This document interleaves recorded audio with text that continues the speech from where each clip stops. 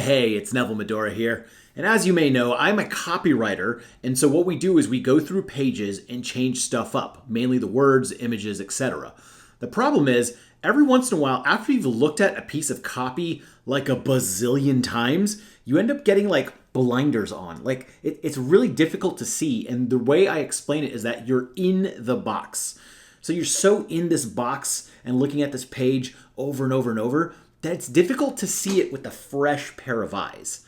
So it's always helpful to bring someone from the outside and ask them to look at your copy. So there's a new tool called copytesting.com that I tried out. And it's actually pretty cool. I paid their one-time fee and got 10 different sections on my own sales page reviewed.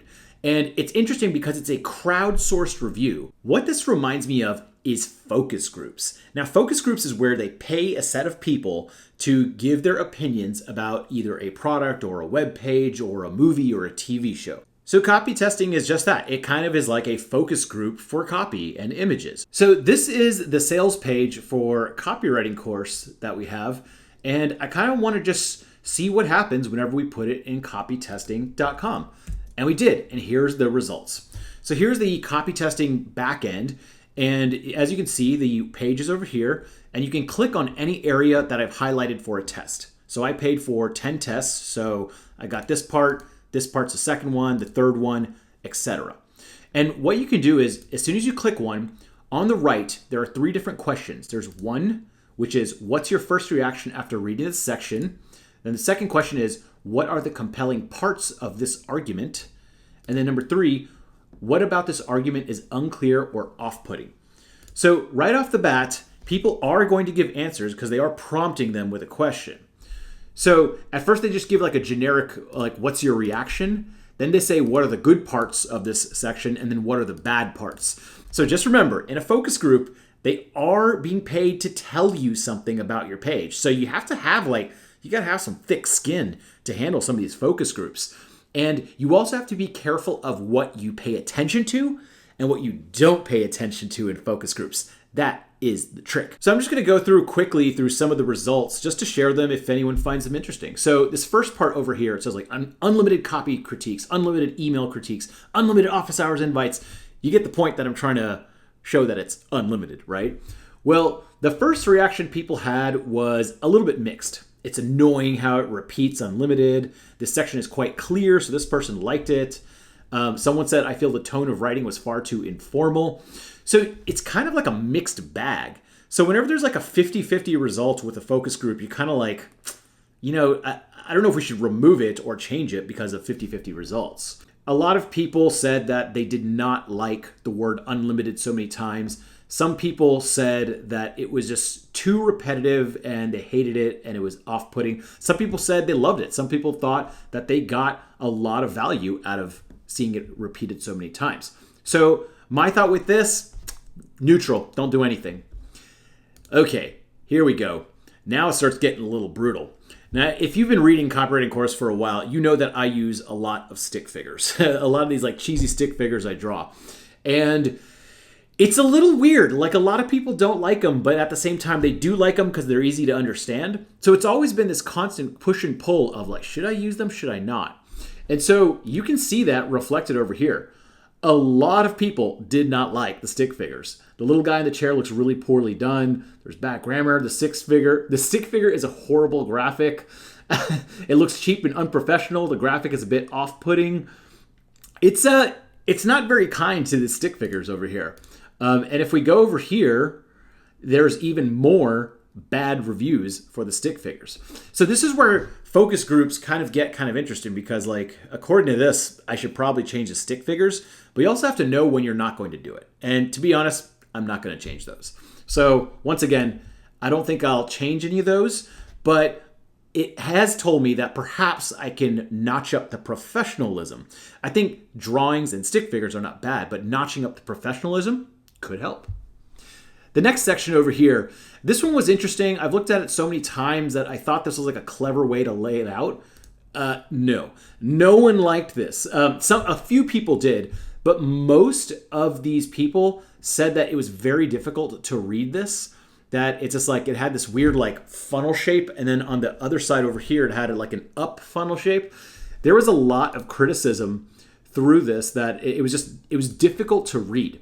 So with a focus group, you should pay attention to readability issues.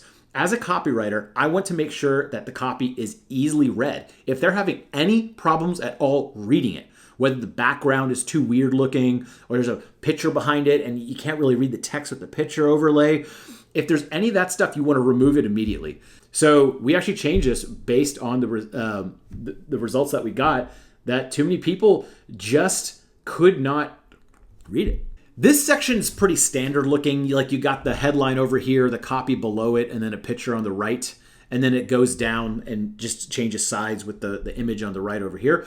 This side got pretty unanimously good reviews. For the most part, people enjoyed it. I was going through here. It seems like most of the people liked it. There's some people that just don't like anything, so I kind of try to ignore them if they're just like 100%, poo-pooing on everything.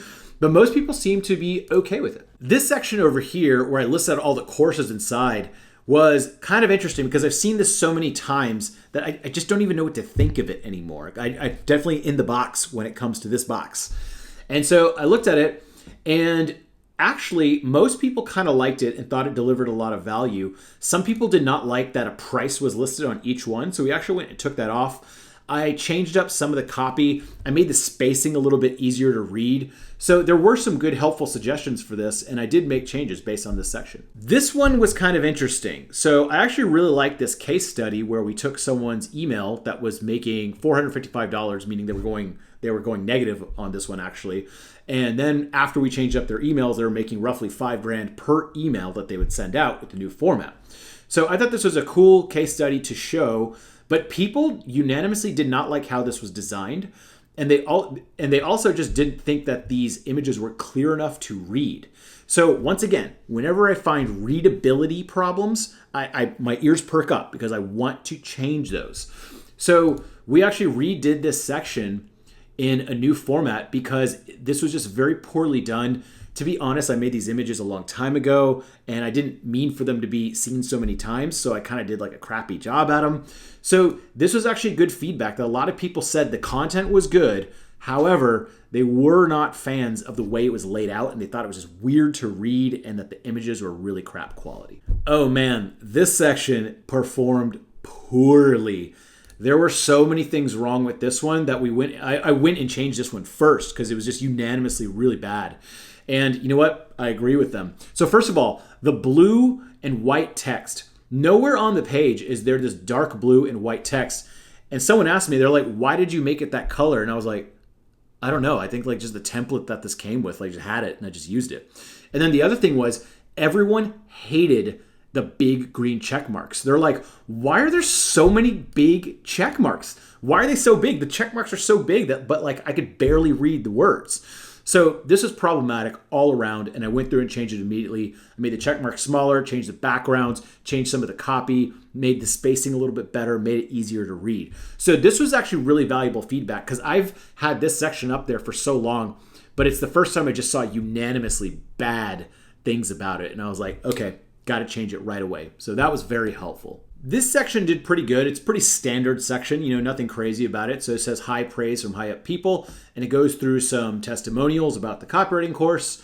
And for the most part, people seem to like it, just the standard picture, copy, and then who it is and what they do. So that actually seemed to work pretty well. Some people had feedback that they're like, I don't know who the author is, but I don't know that that's valid in this situation because we mentioned that elsewhere on the page. So this section did pretty good, no changes. And then this section at the very end, I was kind of interested too, because I've seen this so many times. And once again, on your own pages, it's hard to give feedback on others. Super easy. So for this, for the most part, people actually really liked it. They thought it was good. It showed that there was a lot of value whenever you buy this. The problem was, I did get a lot of people saying that it seems like an oversell.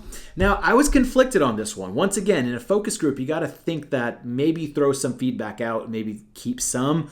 So this one, I actually did think it seemed like a little bit of an oversell. I'm like, worth $450, worth $300, worth $300, worth $497. And to be totally honest, I made those numbers up. right? We're making these numbers up. Like, we could charge whatever we want for our own products. So I was just like, you know what? Those numbers are BS. Like, let's get rid of them. So we actually took that feedback to heart and changed it. So once again, I thought this was a cool little tool that if you're inside the box, if you've got the horse blinders on when it comes to your own copy, you can either ask for other people to review it for you, or you could do a focus group thing like this, like copytesting.com. So in conclusion, I am really happy to get extra feedback from anywhere I can. And copytesting.com, I thought it was a really cool thing. It's a pretty new service, so I'm happy to promote new products like this that help you do what you need to do. And so I think especially if you're in a big company and people want to analyze a sales page and see how it's doing, this is a great way to focus test that.